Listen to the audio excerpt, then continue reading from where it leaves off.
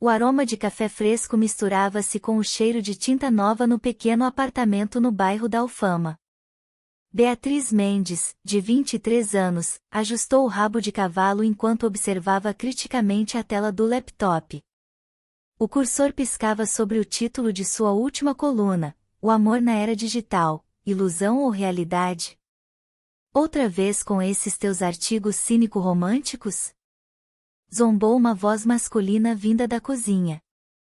Duarte Dudu Almeida, de 25 anos, apareceu na porta com uma caixa de ferramentas numa mão e uma chave de fenda na outra. A sua camiseta preta de programador, com o logotipo de Python desgastado, estava manchada de poeira. Não é cinismo, é realismo, respondeu Beatriz, fechando o laptop com um golpe seco. E para de mexer nas minhas tomadas. Não devias estar no escritório? Duarte encolheu os ombros, aquele gesto característico que fazia desde os 15 anos. Tirei o dia livre. Alguém tem que garantir que não te eletrocutes com o teu próprio frigorífico, disse, apontando para o eletrodoméstico semi-instalado. Detalhe revelador: enquanto discutiam, os olhos de Duarte desviaram-se para a parede do quarto, onde estava uma foto emoldurada dos dois na Ponte Dom Luís I, durante o São João do Porto. Na imagem, o olhar dele não estava virado para a câmara, mas sim para o perfil de Beatriz, capturando uma expressão de adoração que ela nunca parecia notar. A cozinha cheirava a chocolate e baunilha. Duarte, com um avental ridiculamente pequeno que dizia chefe sexy, presente de troça dos colegas de trabalho, tirou do forno uma perfeita tarte de framboesa. A tua favorita, anunciou, colocando-a sobre a mesa de mármore que ele mesmo ajudara a instalar na semana anterior. Beatriz olhou para a sobremesa com uma mistura de nostalgia e culpa. Sabia o que aquilo significava: era o ritual pós-término. Desta vez, tinha sido com Rodrigo, o arquiteto que conheceram naquela exposição no mês passado. Quantas tartes é que já me deves? Perguntou Beatriz, tentando aliviar o clima. 12, respondeu Duarte sem hesitar, limpando as mãos no avental. Desde que começaste a faculdade.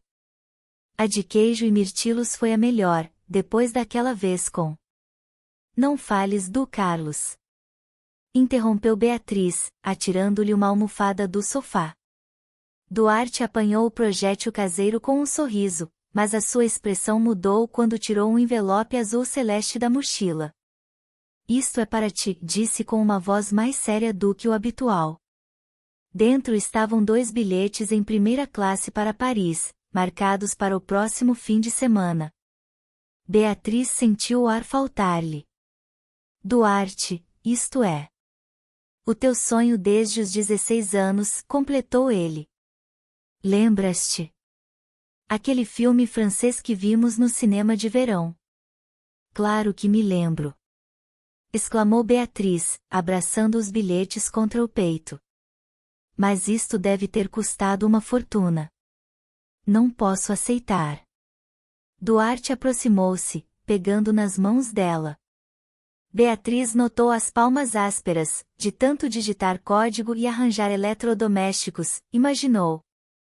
Há mais uma coisa, começou ele, os olhos castanhos procurando os dela com uma intensidade invulgar. Beatriz, eu amo-te. Não como amigo. Amo-te desde. O toque do telemóvel de Beatriz cortou o momento como uma faca. Era Matilde, a sua editora, exigindo alterações urgentes no artigo. Quando desligou, o momento já tinha passado. Duarte já estava a guardar as ferramentas. Duarte, o que ias dizer? Ele virou-se, com um sorriso triste que não chegava aos olhos. Não importa. Desfruta de Paris, Bia. O apelido de infância fez o coração dela dar um salto. O aeroporto de Lisboa estava cheio de viajantes apressados. Beatriz ajustou os óculos de sol enquanto empurrava a mala em direção ao terminal. Matilde e Leonor, as suas melhores amigas, falavam animadamente sobre os planos para o fim de semana. Não acredito que vamos a Paris! Exclamou Leonor, abraçando Beatriz. Como é que convenceste o Duarte a dar-te os bilhetes? Beatriz sentiu uma pontada de culpa. É complicado, murmurou.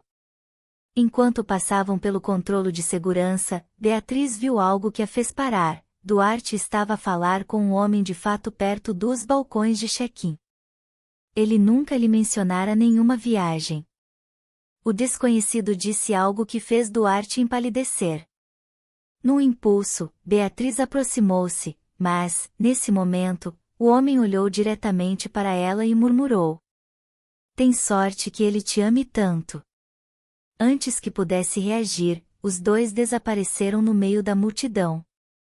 A chuva batia contra as janelas da redação quando Beatriz revia pela terceira vez o seu artigo sobre a vida noturna lisboeta. O telemóvel vibrou com uma mensagem de um número desconhecido. Clube Lumiar, 23 horas. Pergunta pela mesa Esmeralda. K. Matilde, a sua editora, ergueu uma sobrancelha ao vê-la corar. Algum admirador secreto?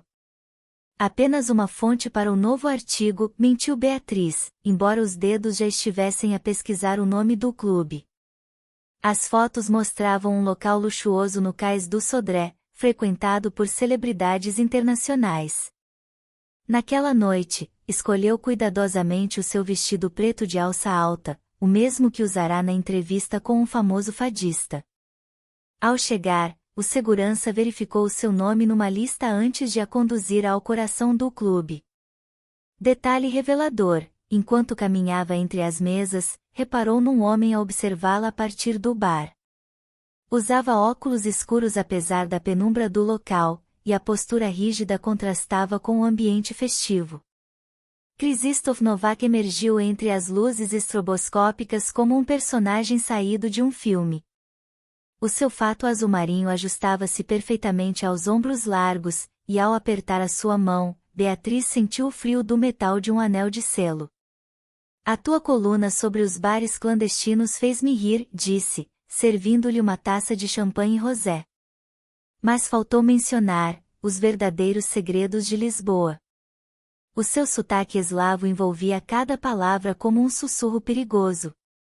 Quando se inclinou para lhe acender o cigarro, apesar de ela não fumar, Beatriz captou o aroma da sua colônia, madeira de cedro e algo picante, como pimenta negra.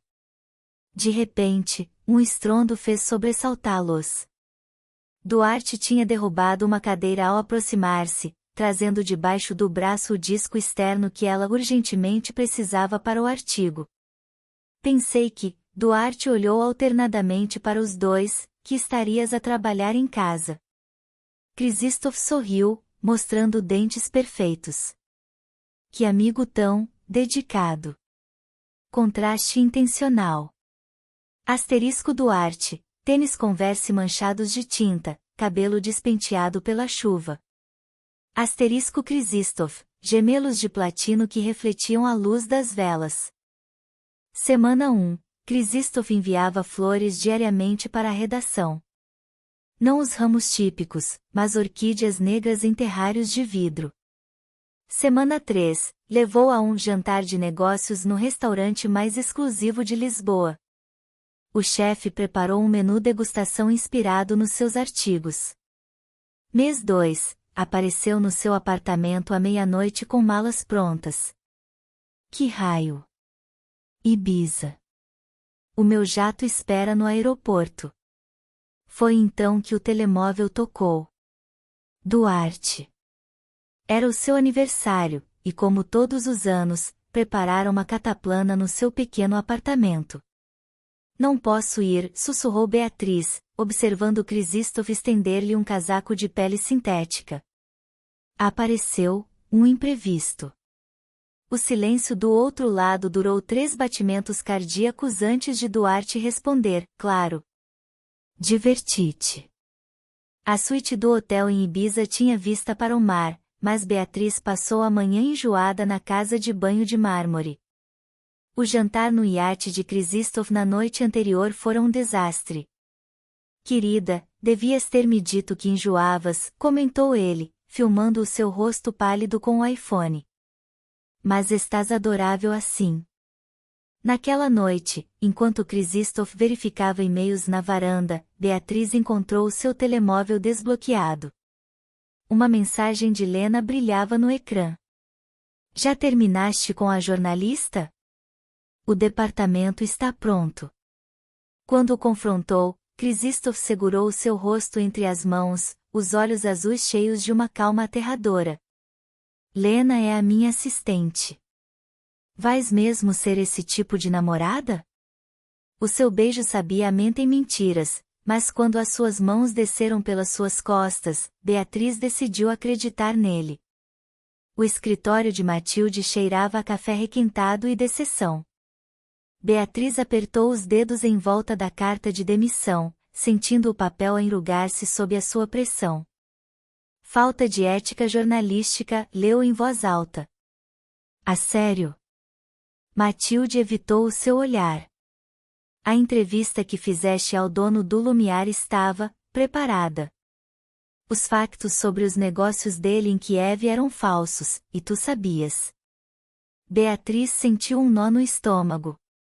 Lembrou-se de como Krzysztof lhe passará dados exclusivos naquela noite no seu apartamento, entre copos de vinho e promessas. Mas eu confiei, no teu namorado mafioso, interrompeu Matilde, mostrando fotos de Krzysztof com criminosos conhecidos da Europa de Leste. Desculpa, Bia. Isto vai além de ti. Chamada #1 ao sair, Krzysztof não atendeu. Chamada #12, 3h47, querida, tu decidiste escrever esse artigo, a sua voz soava embriagada e distante. Os adultos assumem riscos. A manhã seguinte, Beatriz arrastou-se até ao seu café habitual. Precisava de açúcar, cafeína e um pouco de normalidade. Foi então que o viu. Krzysztof estava na sua mesa de sempre, mas na sua cadeira estava uma loira esbelta de fato branco. O pior foi a naturalidade com que ele lhe passava um documento assinado, o mesmo gesto que fazia quando lhe corrigia os artigos. A sério? Beatriz plantou-se à frente deles, reparando como a loira usava os mesmos brincos de pérola que ela. Nem 24 horas depois. Krzysztof nem sequer corou. Beatriz, esta é a Lena.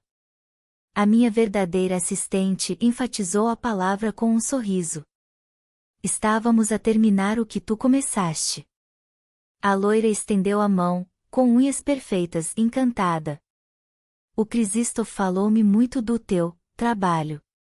Quando Beatriz derramou o café sobre os documentos, acidentalmente, claro, Krzysztof apenas encolheu os ombros, aquele gesto que antes lhe parecia sexy e agora era apenas cruel.